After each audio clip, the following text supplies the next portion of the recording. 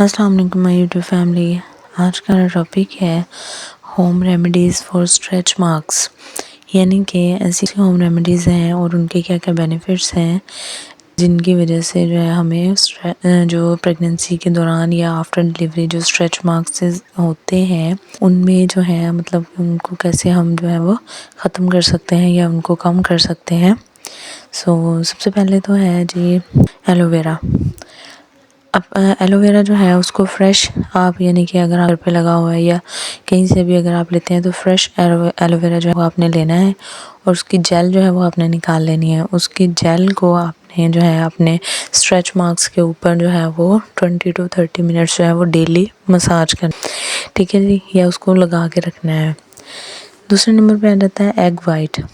اچھا، یہاں پہ جو ہے آپ نے ایگ وائٹ جو لینی ہے وہ وپڈ ایگ وائٹ لینی ہے، یعنی کہ وہ پھینٹی ہوئی جس کو ہم کہتے ہیں، ٹھیک ہے جی. اس کو جو ہے وہ اسٹریچ مارکس پہ لگانا ہے اور اس کو ڈرائی ہونے دینا ہے اچھے سے. جب وہ ڈرائی ہو جائے گی تو پھر آپ نے جو ہے وہ اس کو رنس آؤٹ کر لینا ہے یا مطلب کہ واش کر لینا ہے اس کو. اس سے بھی جو ہے اسٹریچ مارکس جو ہے وہ کافی یعنی کہ کم ہو جاتے ہیں یا لائٹ ہو جاتے ہیں، ٹھیک ہے جی. اسکن فریش ہو جاتی ہے، اسکن ٹائٹ ہو جاتی ہے، جو اسٹریچ مارکس کی وجہ سے کہ لوز اسکن ہوتی ہے وہ ٹائٹ ہو جاتی ہے.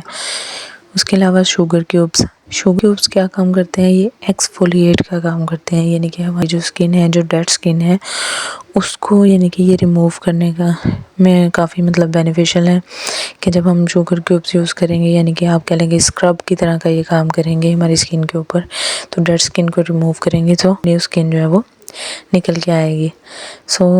نیکسٹ ہے جی مساج. کسی بھی ہیلنگ آئل سے یعنی کہ نیم گرم آئل لے لیں، آپ کسی بھی قسم کا آپ آئل لے لیں، اس سے جینٹلی جو ہے آپ مساج کریں اسٹریچ مارکس کے اوپر. اس سے کیا ہوگا کہ بلڈ سرکولیشن یا بلڈ فلو جو ہے وہ اچھا ہوگا، جس کی وجہ سے جو ہے وہ یعنی کہ جو اسکارز ہیں ٹیشوز کے یعنی کہ وہ ختم ہونا شروع ہو جائیں گے. اس کے بعد آتا ہے جی olive oil. Olive oil 100% pure جو ہوتا ہے نا، جو نیچرلی 100% پیور ہوتا ہے، وہ جو ہے وہ اسٹریچ مارکس کے لیے بہت زیادہ یہ کہ آپ کہہ لیں کہ افیکٹو ہے. اس کو کیا کرنا ہے کہ آپ نے اوور نائٹ مساج کرنی ہے اولیو آئل سے اور اوور نائٹ آپ نے چھوڑ دینا ہے. لیکن پھر بھی اگر آپ اوور نائٹ نہیں چھوڑنا چاہتے تو کم سے کم 1 گھنٹہ یا 1.5 گھنٹہ آپ اس کو لگا کے رکھیں، یعنی کہ 15 سے 20 منٹ مساج کی، پھر چھوڑ دیا، پھر 1-1.5 گھنٹہ آپ اس کو واش کر لیں. ادروائز بہتر ہے کہ اوور نائٹ آپ اس کو رہنے دیں، ٹھیک ہے جی. نیکسٹ آ جاتا ہے لیمن جوس. لیمن جوس جو ہے وہ ویل ناؤن ہے for Lightning of the skin pigmentation. اس کی اسی پراپرٹی کی وجہ سے جو ہے یعنی کہ اس کو یوز کیا جاتا ہے کہ اسکن کی ڈسکلریشن کے لیے. ابھی اگر یہ اسکارس کے اوپر یا ہمارے اسٹریچ مارکس کے اوپر اگر آئیں گے تو اس سے کیا ہوگا کہ لائٹن ہوگی اسکن، اس کی پگمنٹیشن ختم ہوگی یا ڈسکلریشن ہوگی، جس کی وجہ سے بہت زیادہ یعنی کہ افیکٹ ہوگا. اس کے علاوہ اس کی ایک چھوٹی سی ریمیڈی ایسے بھی ہے کہ لیمن جوس، کوکمبر جوس یعنی کہ کھیرا جس کو آپ بولتے ہیں، اور آلمنڈ آئل، ان تینوں چیزوں کو آپ نے برابر یعنی کہ ایکول اماؤنٹ میں جو ہے وہ لے کے ان کا ایک مکسچر تیار کرنا ہے اور اس کو پھر آپ نے اسٹریچ مارکس کے اوپر اپلائی کے ہلکی مساج کرنی ہے. پھر اس کو یعنی کہ 10 منٹس کے لیے آپ نے چھوڑ دینا ہے اور اس کے بعد واش کر لینا ہے. ڈیلی یہ بھی جو ہے وہ کام اگر آپ کریں گے تو یہ بھی کافی افیکٹو ہوگا آپ کے اسٹریچ مارکس کے لیے. اس کے بعد آ جاتا ہے کیسٹر آئل. کیسٹر آئل ہمیں پتہ ہے well noun for its various cosmetic benefits, جس میں سے ایک یہ بھی ہے one of which is treating stretch marks.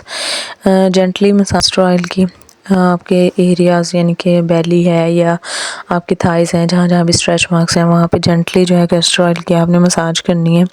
اس کے بعد کیا کرنا ہے کہ اس کو کور کرنا ہے فائن کاٹن کا جو کپڑا ہوتا ہے نا، بالکل پیور کاٹن، دیسی کاٹن کا کپڑا جس کو آپ کہہ لیں، یعنی کہ لون اس ٹائپ کا جو کپڑا ہوتا ہے پیور، اس سے آپ نے اس کو کور کر دینا ہے. اور پھر اس کے اوپر سے کیا کرنا ہے، آپ نے نیم گرم پانی ڈالنا ہے ایک بوٹل میں یا واٹر بوٹل یعنی کہ آپ نے لینی ہے اور اس کو اس کے اوپر یعنی کہ سیک جسے کہہ لیں کہ آپ دینا ہے 20 منٹس کے لیے آپ نے، ٹھیک ہے جی. اس کے بعد آ جاتا ہے پوٹیٹوز. اب پوٹیٹوز جو ہیں یعنی کہ جس کو آلو ہم بولتے ہیں، ہمارے گھروں میں عام اویلیبل ہوتے ہیں نارملی روٹین میں.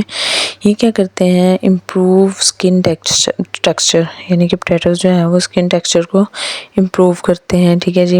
علاوہ جو ہے ان میں بلیچنگ ایجنٹ ہوتا ہے جو کیا کرتا ہے کہ اسکن لائٹننگ کا کام کرتا ہے، جس کی وجہ سے کیا ہوتا ہے کہ جو اسکارز ہیں اسکن کے اوپر یا جو اسٹریچ مارکس ہیں وہ جو ہے مطلب کہ اس بلیچنگ ایجنٹ کی وجہ سے جو ہے وہ بہت کم ہو جاتے ہیں یا لائٹ ہو جاتے ہیں، ٹھیک ہے جی۔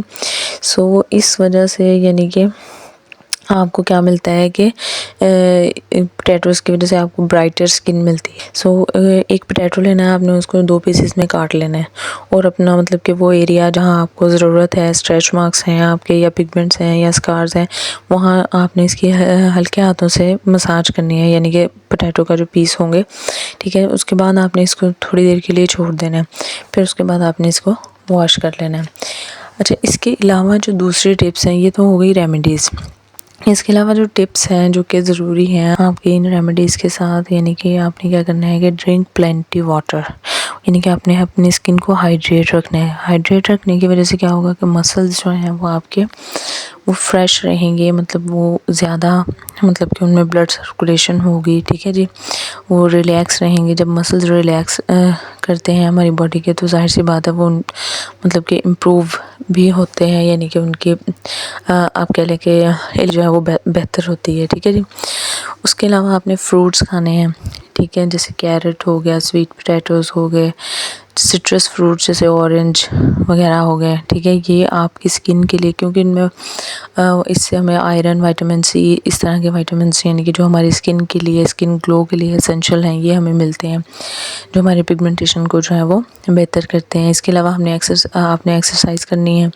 ڈیلی کرنے سے کیا ہوگا کہ اگر تو آپ پریگننٹ ہیں یا پریگننسی کے دوران اگر آپ کوشش کر رہی ہیں کہ آپ کے جو اسٹریچ مارکس وغیرہ ہیں وہ ختم ہو جائیں، یعنی کہ آفٹر 7-8 منتھ، یہ زیادہ کیونکہ آپ کی بیبی کا سائز انکریز کرتا ہے، ظاہر سی بات ہے بیلی بھی جو ہے وہ بڑی ہوتی ہے، تو اس دوران بھی اگر آپ اس طرح کے ٹریٹمنٹس وغیرہ ہوم ریمیڈیز کر رہے ہیں تو اس دوران ایکسرسائز بھی ضروری ہے۔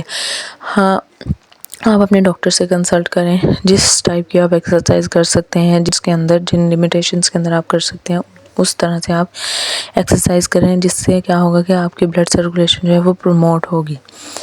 بلڈ سرکولیشن اچھی ہوگی تو ظاہر سی بات ہے پھر مسلز جو ہیں وہ بھی اپنے آپ کو ریپیئر کریں گے، ٹھیک ہے جی۔ اس کے علاوہ آپ نے کبھی بھی یہ کوشش نہیں کرنی کہ آپ ریٹینوائڈ کریمز وغیرہ یعنی کہ اسٹیرائڈ کریمز وغیرہ یوز کریں پریگننسی کے دوران بھی یا آفٹر پریگننسی، کیونکہ اس وقت بیبی کو جو ہے آپ کروانا ہوتا ہے۔ سو اس طرح کے اسٹیرائڈ کریمز یوز کرنے سے بہتر ہے کہ آپ ہوم ریمیڈیز کو یوز کریں جو کہ آپ کو بھی فائدہ دیں، آپ کی اسکن کو، آپ کی ہیلتھ کو بھی کوئی نقصان نہ پہنچائے اور آپ کے بیبی کو بھی کوئی نقصان نہ پہنچائے۔ امید کرتی ہوں آج کی انفارمیشن آپ کو اچھی لگی ہوگی۔ کسی بھی قسم کی اگر آپ کو کوئی کچھ کوشچن پوچھنا ہو یا آپ کو کوئی بات سمجھ میں نہ آئی ہو، آپ پوچھنا چاہتے ہیں تو کامنٹ سیکشن میں ضرور پوچھیے گا۔ میرے چینل کو پلیز سبسکرائب کیجیے گا، مجھے سپورٹ کریں، میری ویڈیوز کو لائک کریں، شیئر کریں۔ ملتے ہیں اگلی ویڈیو میں۔ اللہ حافظ۔